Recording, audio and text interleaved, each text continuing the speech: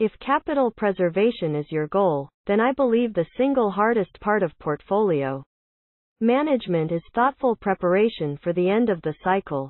I know I worry about this a lot, but to me it's worth it if I can avoid ever having to say, sorry, but I lost half of your money. However, a 50% loss is just what the broader indices suffered in each of the last two equity downcycles. Yet here we find ourselves overdue, now fully 10 years into a cycle whose average length is 9.5 years. How best to invest defensively? Get defensive too early, and your caution may weigh upon your returns. That can feel almost as bad as getting blindsided by the end of the cycle.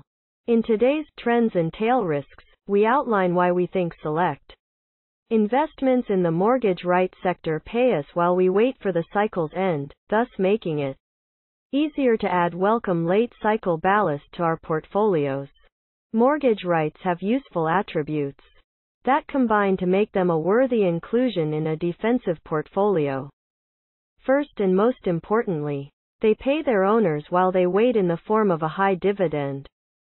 Investors call this positive carry. Note how different that is from traditional forms of negative carry hedging, where investors write a check to someone else to make a certain risk go away, such as writing a check to an insurance company to insure your home.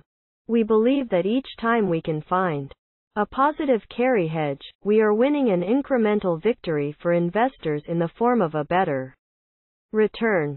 These little wins can add up to big money.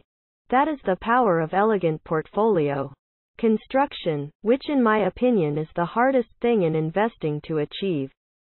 Second, the fundamentals of properly managed mortgage REITs can improve when the rest of the equity market is doing poorly. How? Because the Fed tends to cut interest rates in a recession, and that can be a good thing for mortgage REITs, as the chart suggests. In this chart, we show the performance of Annaly Capital, NLY, the leading mortgage REIT, versus the price of Eurodollar contracts. Both have tended to rally when the Fed is cutting interest rates. Note that Eurodollar contracts rise in price when interest rates fall. You can search for years and never find investments with a history of doing better during recessions. I have spent my career seeking them out. After 20 years of looking, I have only managed to find a handful. One of the best ways to build a better portfolio is with assets whose returns do not move together. The fancy term for such uncorrelated assets is called low beta versus the market.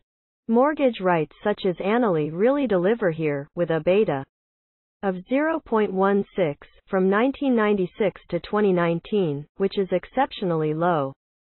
When a portfolio works best, it is much more than just a random assembly of best ideas, but rather more like a symphony, with all its individual pieces working in harmony. This is not an easy goal to achieve, but no one ever said successful investing was easy.